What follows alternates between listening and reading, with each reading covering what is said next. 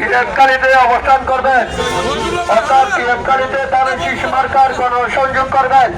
আপনারা যারা এখনো বাড়িঘরে অবস্থান করতেছেন, আপনারা অতি সত্তর বাংলা বাজার স্টেশনে চলে আসার জন্য বিশেষভাবে অনুরোধ জানাচ্ছি।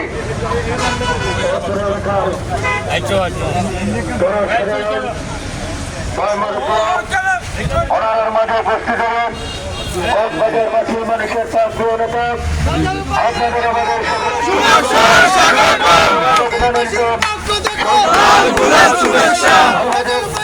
রহমান